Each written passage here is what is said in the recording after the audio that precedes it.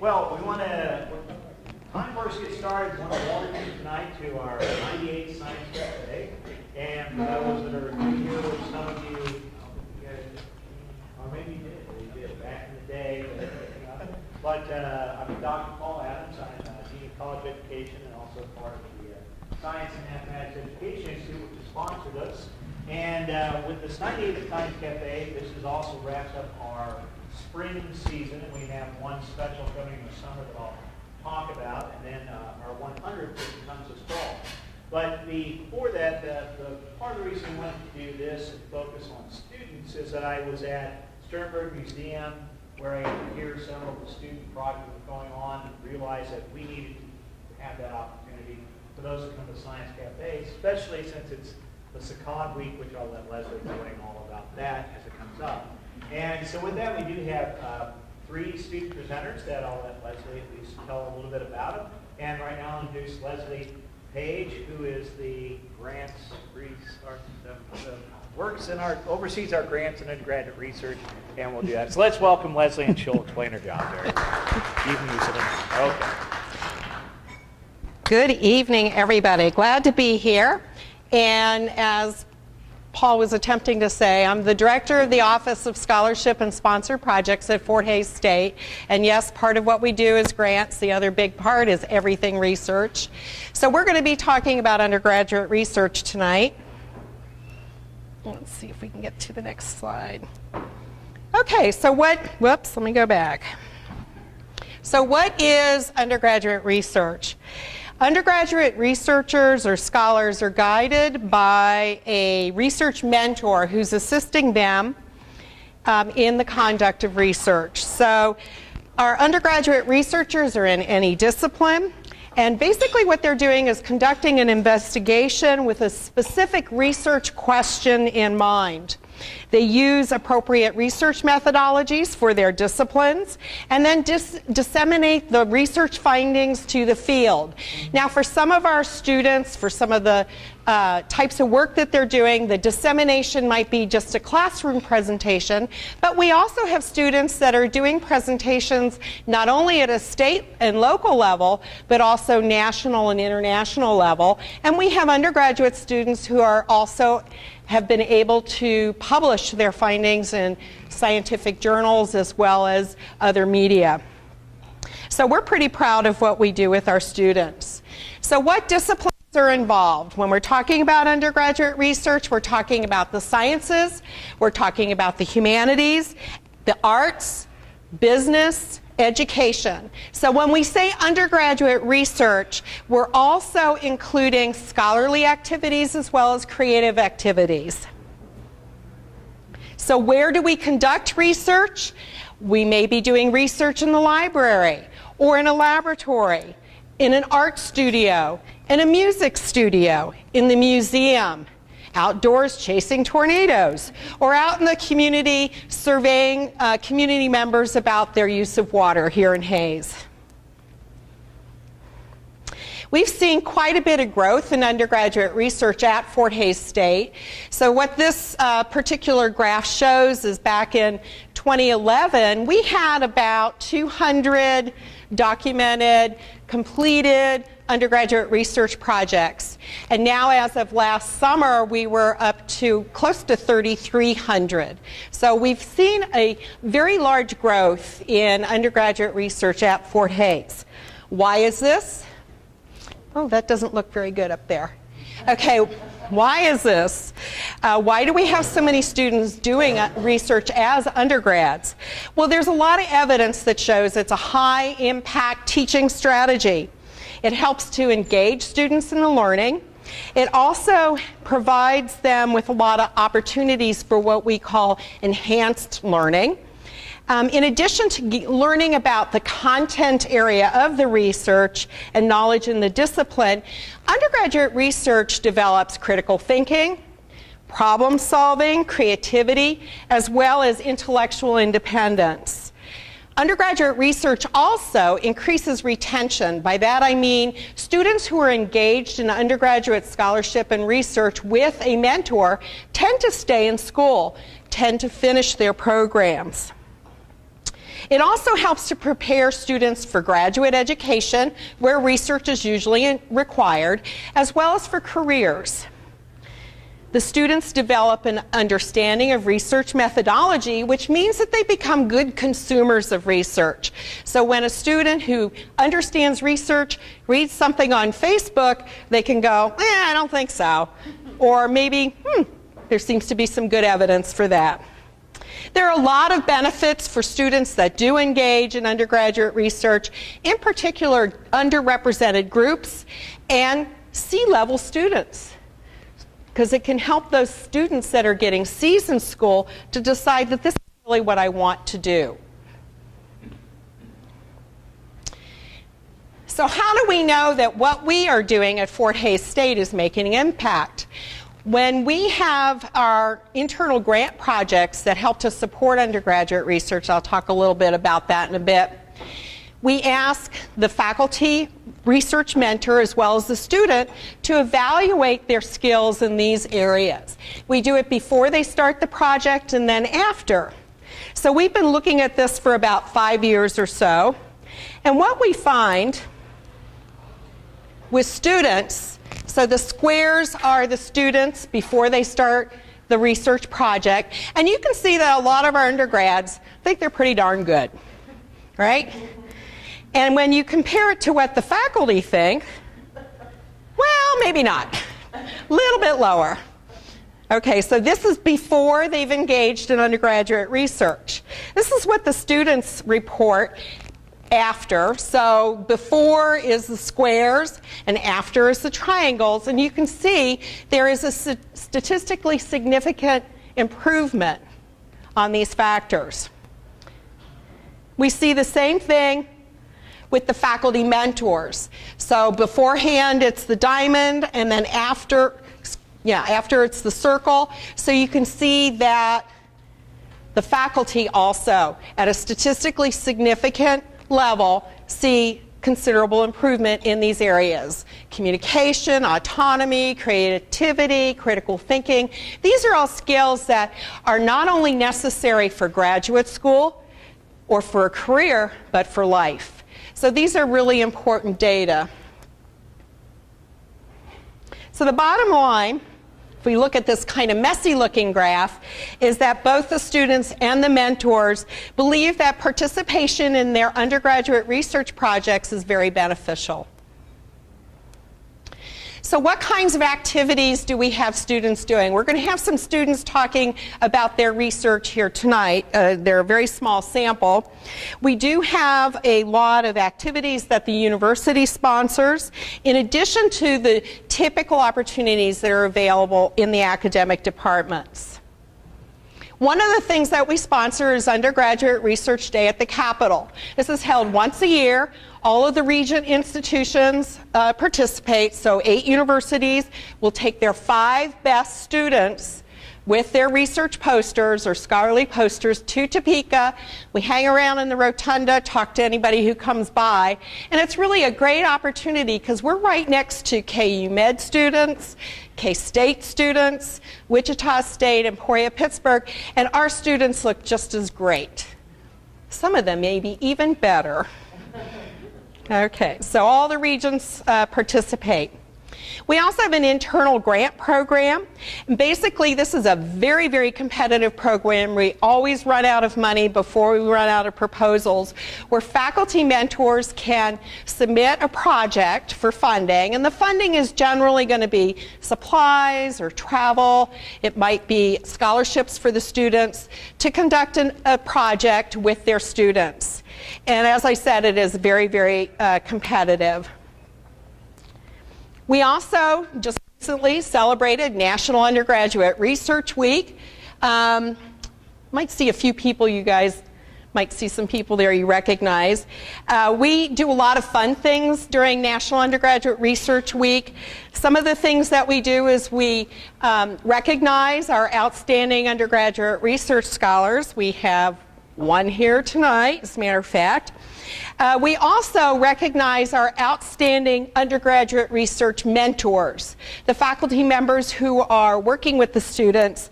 They are giving their time and their expertise to basically to develop the next generation of scholars. We do some other fun things around the time of National Undergraduate Research Week. We had our ice cream social here a little bit ago. Basically what we do is we have our undergraduate scholars as well as their mentors come and demonstrate the projects that they've been working on. And we usually have around 10, 11, 12 different projects and quite a few kids that'll come, and it's not just because of the free ice cream, although I'm sure that's part of the draw. Judging by the lines, the most popular project this year was the bee dissection using a microscope and teeny tiny little instruments. Everybody wanted to try that. And then we also had a virtual reality project that the students could participate in. So that's fun. And as Paul mentioned earlier, this is SACAD Week. SACAD stands for Scholarly and Creative Activities Day, and it's named after Dr. John Heinrichs, who was a very popular presenter here at Science Cafe prior to his death in 2014. He was a very strong advocate for research, and in particular undergraduate research at Fort Hays State. So the Scholarly and Creative Activities Day, or SACAD, is named after him. So this will be on Wednesday, and the public is invited. We have in the big ballroom at the Memorial Union, we will have 114 scientific and scholarly posters. There will be approximately 30 different oral presentations going on in the morning. I have no idea how many creative works there will be. Last year we had over 150. We're going to be checking them in tomorrow, so I'll have a better idea tomorrow. But there will be a lot of wonderful artwork as well. It's open and free to the public, and you're all invited. Now, most of the posters that are submitted are by undergraduate students, but there are also posters as well as presentations by faculty members and graduate students. And the breadth and depth of the research and the scholarly activities is really amazing. We have posters from pretty much every science area. We have posters from music and from art, from the humanities, a lot from business, and quite a few from the College of Education. So come on by. The presenters will be there between 1 and 3 o'clock, but you're welcome to come in at any time between 8 and 3 o'clock. And visit us on Facebook, because you're not real unless you've got a Facebook page. So feel free to look at us on Facebook, friend us, and we keep that site pretty much up to date. So that's the end of my formal presentation. We have time for a minute or two of questions. Speaker, Jacob, you're all set? Yep. Gosh, you did that one. I wasn't looking. So Jacob is one of our outstanding undergraduate scholars, and he'll be talking about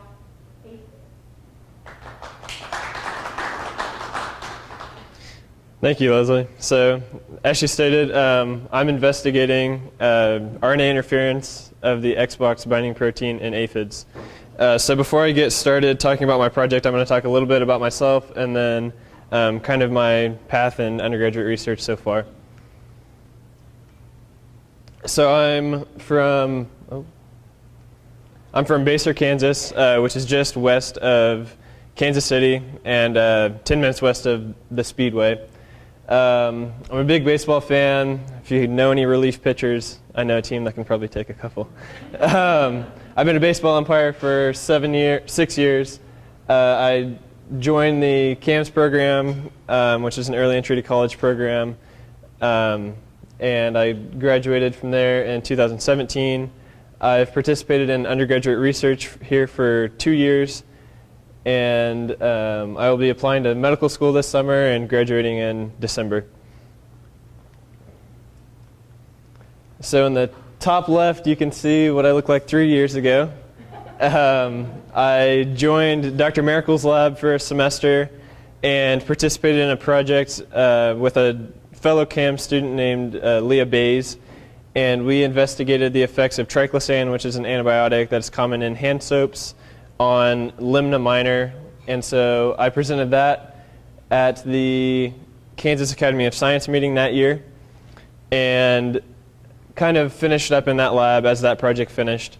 And then a year ago, I approached Dr. Balthazar to see if I could join his lab.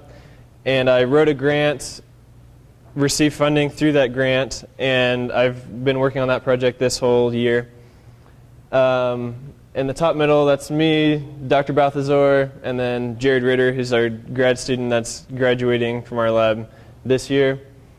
I got to present at the annual Kinbury meeting, where I received an honorable mention out of 120 undergraduate posters. Like Leslie talked about, I received the Outstanding Undergraduate Scholar Award for the STEM College, and then I also presented at Undergraduate Research Day at the Capitol this year. So now I'll get into what it is that we're investigating right now. And so the problem that we're facing are pea aphids are a significant agricultural pest, and in 2018 they caused $14 billion in damage across the country.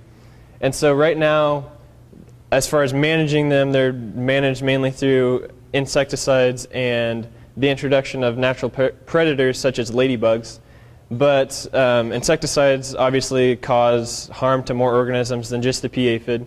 And so we are looking to see if it would be possible to manage pea aphids without affecting other organisms to the extent that they are currently affected. To do this, we are looking at identifying proteins. So yes, here's the ladybugs killing the aphids.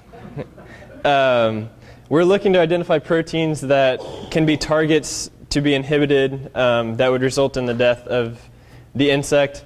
And so our lab is focusing on the unfolded protein response, which is a response in the aphid to stress. And we hypothesize that if you a response to stress, then that may result in death in the insect.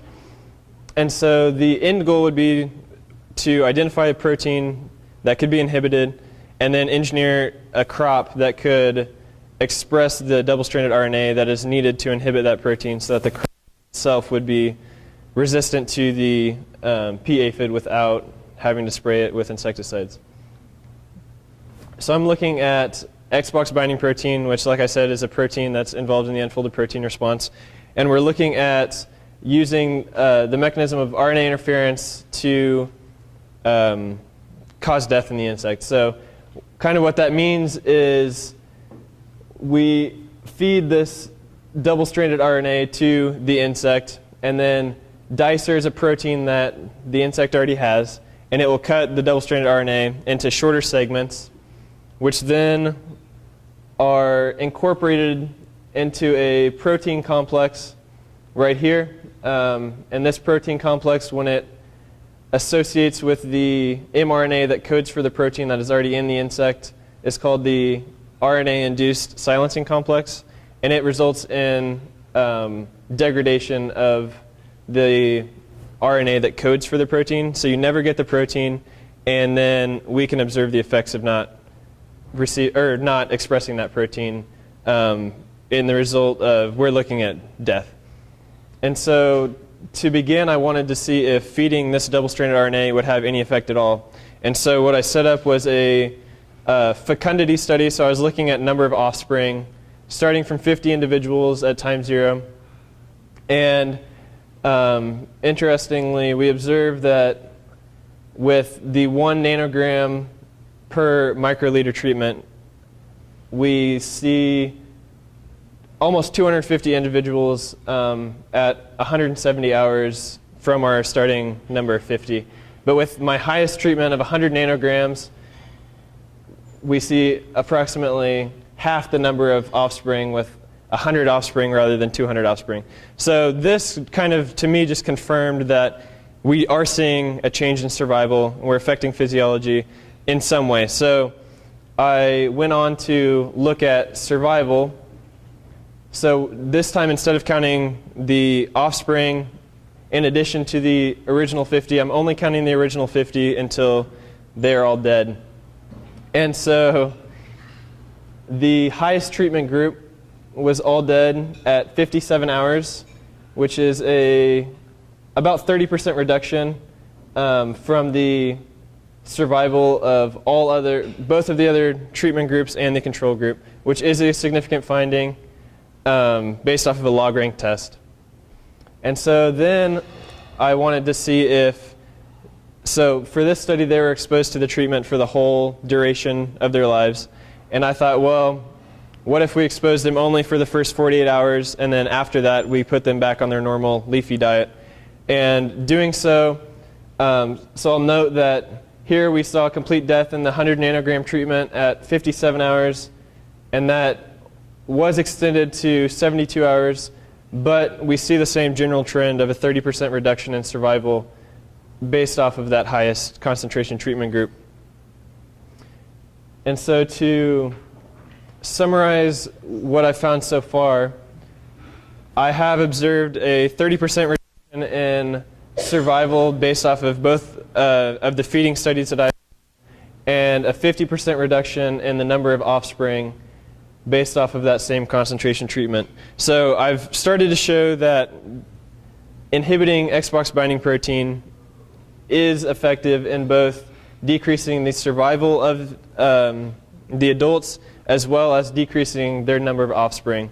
And right now I'm looking to actually quantify the difference in RNA levels. So I'm actually looking to show that this is the mechanism that this is working through by looking at that final mRNA product. And then I'm also looking to combine, I actually just found out I received funding to add on to this study and combine my treatment with one of Jared Ritter's treatments, which has also shown promise, and see if we can get further knockdown by combining our treatments. And so I'd like to thank Dr. Balthazar and Jared for their help in the lab and allowing me a space to work. And then I'd like to thank Peter Worth and then Kinbury for funding this project. And then I'll take any questions you have. Do you know if the change in the aphids would have any effect on their predators, like ladybugs? Yes, so based off of the specificity of the sequence that we're looking at, it would have no effect. Hi everyone, my name is Ginger Garcia and I am going to be presenting over No Hablo Español. Do language-related ethnic microaggressions negatively influence self-esteem among non-Spanish speaking Hispanic and Latino individuals? First, I'm going to tell you a little bit about me because I can. I am 20 years old. I am the youngest of 4, and I'm a first-generation college student, which means I'm the first in my family to be attending college. I was also in the CAMS program here at Fort Hays State University, and like Jacob, I graduated in 2017. I have been a part of the Mars Lab Social with the Psychology Department under Dr. Jeter, or Dr. Whitaker now. Sorry. And Mars stands for the Mindfulness and Attention Research Lab. Research Studies Lab. I've been there for 2 years, and while I've been doing research, I've presented at 3 different conferences. I am currently in the Accelerated School Psychology program here at Fort Hays State University, which got started this year, which means last fall I started taking some master's courses while I'm completing my undergraduate degree, which I will be walking with my BS in psychology in May. So why is this research important? Well, first, let me talk about this picture over here. This was me last year. I was at Great Plains Psychological Conference in Washburn, and I was talking to my friend John here, and I had actually started doing our research over the weaknesses in the gifted program. And we were talking, and while we were there, we were just trying to get to know each other because we hadn't really talked before this conference, it felt like. And we both realized that, well, we're both Hispanic, and one thing that we really stood out was that neither of us understood any of Spanish. Like, we can get by in a household like, hola, ¿cómo está? Hello, how are you? And other than that, I'm lost. Like, just please don't. So we started wondering, well, specifically, when we were younger, growing up, I know I got asked a lot of, hey, do you speak Spanish? And no, I don't. Or I got from kids from my classes, you're not Hispanic because you don't speak Spanish. I'm like, well, yeah, I am. And I would get in response, ¿Cómo está? What did I say? And I'm like, I don't know. And they're like, well, that means how are you? You're not Hispanic. And my friend John experienced this as well. So I started trying to think of, well, why might this happen? And what we ended up finding in our research literature was that there's been a linguistic shift towards English as a primary language here in the United States, which means English is becoming more common, which is important because in second and third generation Hispanic households, we're seeing less knowledge of the Spanish language. And also, this is also an under-researched population because most research with minority groups tend to focus on Asian people of Asian descent or of African American descent. And there's not really a lot of Hispanics. And because it's not acknowledged with the research, there's not really a lot of research under non-Spanish speaking Hispanics specifically.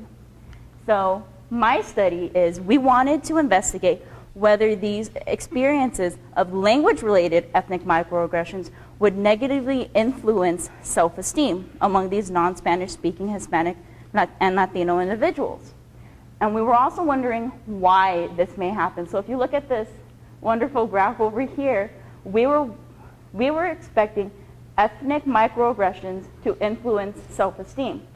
But we thought one of the reasons why this may happen was ethnic identity. So the stronger your ethnic identity was, if you experienced these microaggressions and you had a strong ethnic identity, then you would have a little higher self-esteem. So to do this, we did an online survey and we had participants all across the country. I think we had 206 to end up with.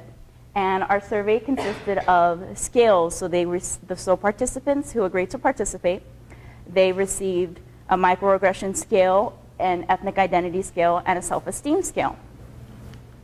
What we found was that the more experiences of these ethnic and microaggressions, which are, again, do you speak a language other than English, assuming that somebody did that, what we found was that the more experiences of these ethnic microaggressions you had, the lower you reported your self-esteem, which was interesting because it's showing that it is occurring, so that hypothesis was supported. However, we didn't find that ethnic identity mediated any of the negative effects between ethnic microaggressions and self-esteem. So we didn't find that stronger ethnic identities meant stronger self-esteem, which was shocking because from all the literature we were able to find, that's what it said would happen, and that didn't with our population, so that's kind of interesting. And since we have the data, we decided to look at the regions. And what we ended up finding with our regions was that our non-Spanish speaking Hispanic populations were reporting about experiencing 3 microaggressions within the past 6 months. And that was 3 consistently no matter what region you were in, which is also interesting because it's showing that these ethnic microaggressions are occurring and it's not something that's specific to the Midwest, like my friend and I grew up in. It's happening in the Southeast, the Northeast, it's happening everywhere, which is really interesting. So, of course, here are some takeaways. Some benefits to research. It's acknowledging the fact that these microaggressions are happening, specifically with the non-Spanish speaking Hispanic and Latino populations, and that it needs to be addressed. And we also want to push research to further understanding why this is happening and how we can better help these populations. And my personal takeaways, first off, is personal growth, because there's something about researching these populations that are underrepresented, under-researched, that just makes you open your eyes and helps you gain perspective on what's going on. I've also been able to go to conferences. I've been to 4 of them, 4 conferences, and I presented at 3. 2 of them have been over this topic specifically, but it's so interesting to go to these conferences and listen to other people present and ask a simple question like, well, have you considered how ethnicity might play a role? And you'd be surprised at how many times I get looked at and I'm like, you know, I didn't think about that when it's such a big influence. It also helps gain a new perspective, and especially professional growth. I'm going into the field of school psychology, and with school psychology, you get to work with an enormous amount of students to try and help them, and with this research specifically, it kind of helps open your eyes into what's happening, and that not everything is as it seems. As you can see, not every Hispanic speaks Spanish, and it kind of just benefits the entire study because it helps you with diversity and acknowledge the fact that everybody is different, and instead of pushing that in a corner, to learn how to work with it. Any questions? Yes. Hello, my name is Jenny Wisar. I am a second-year CAM student, so I don't have a major quite yet, but as you can probably tell, I'm interested in environmental sciences and conservation. I'm 17 years old, and I'm currently working with Dr. Amanda Boudet in the sociology department, and I've been working on my current research for about 2 semesters now. So for my research, I decided to I hopped on board with some other research, and it was about seeing how students currently, like what their current water conservation values and behaviors and what affects those. So we looked at a couple of different things, so like socio-demographic data, like your political affiliation, gender, race. So started on that. So some of our research questions, which again, the socio-demographic characteristics, and we also looked at prior exposure. So those government programs, the programs you see in schools, do those actually help students become more water conscious? Do they help them display more water saving behaviors? So here's some background information.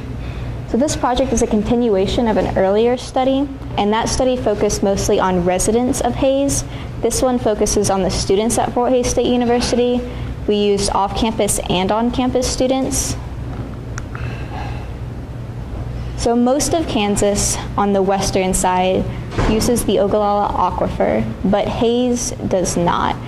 Hays sometimes gets its water from the Smoky Hills and Big Creek aquifers. So the city of Hays does offer quite a few rebate programs, but they would be high efficiency toilet rebate, high efficiency clothes washer rebate, turf conversion, and shower heads and aerators.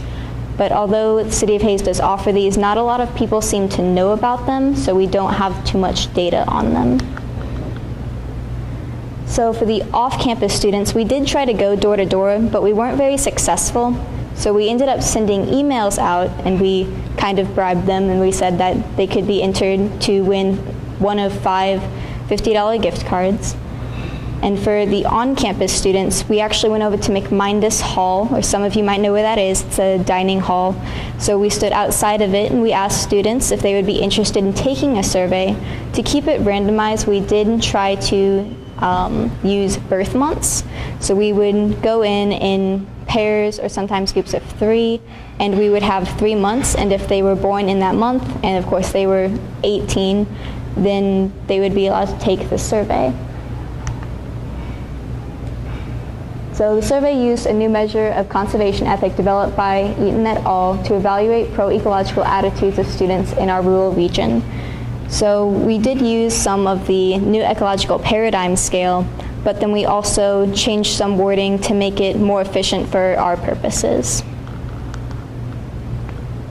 So here's some of the results, and that looks like a pretty big graph, but you can see some of the examples of the things that we asked of students.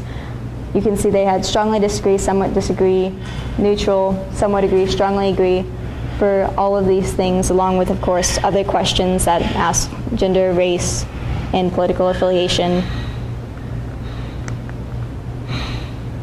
So as you can see from our results, a lot of students did use some things such as turning off the faucet while brushing their teeth, but most students, as you can probably expect, didn't exactly want to take shorter showers. So that was one that we couldn't really get people that interested in. And I mean, I can feel that it's nice to take a nice long shower, but you know, they did do other things like only washing full loads of laundry because, of course, they have to pay for that, right? They have to pay for their own laundry detergent. So that's probably helped them in their decision making. So prior water conservation exposure, do these programs really work? Well, we noticed a lot from parents. So if parents often put their input into their students' water conservation education, such as saying, things like I'm sure you've heard your parents say, why are you brushing your teeth with the water on? You're wasting so much water. Why are you in the shower for 2 hours? Why do you need to use that much water? And also, of course, water conservation in schools. I'm sure at some point a lot of you guys have either had either elementary school or middle school. Someone probably came in to talk to you about saving water. So we had a lot of students who went through that. And there were also, of course, community activities where maybe the city government or county government also had someone come in to talk to their residents about conservation. So here's the bivariate analysis. I'm sure some of you have seen things like that, but as you can see in bold and asterisk, those are the variables that are significantly aligned with each other. So some of these prior exposure to conservations were significant. As you can see, they learned it in school or if they learned it in the community, those were significant with pro-conservation attitudes and a little bit with social responsibilities and social benefits. But as you can see from the conservation of education from their parents, that across the board was very helpful, which you can see as if you have your pro-conservation like exposure in schools or in the community, it probably only happened once or twice, whereas your parents are sort of reiterating it to you constantly, so you can see how that might help. If you look at political affiliation, it's interesting because if you look at people who are Republican were actually more significantly likely to not display pro-conservation attitudes, whereas Democrats were a lot more significantly likely to display pro-conservation attitudes. Another thing you might notice is years at residence. So a lot of the students might come from places outside of Hays, Kansas. So people coming in might not know about the water needs of Hays. They might not realize we're not on the Ogallala Aquifer and we don't have as many water resources as other parts of Kansas. And they also might just not be as financially or as emotionally invested in the city, so that could account for some of that. So for future actions, we looked at incentive programs targeting landlords. So students who are off campus might not be as invested in their houses if they only are planning to stay there for a little bit longer. If it's not actually a house that's owned by them, they might not be as ready to put more money into that. Or they might just not know, especially if they're from out of town. So we tried to maybe see if landlords would actually be receiving financial incentive from the cities, and maybe if they would install showerhead aerators or things like that. And also, I think encouraging parents to talk more with their children about water conservation would be very helpful. So, any questions?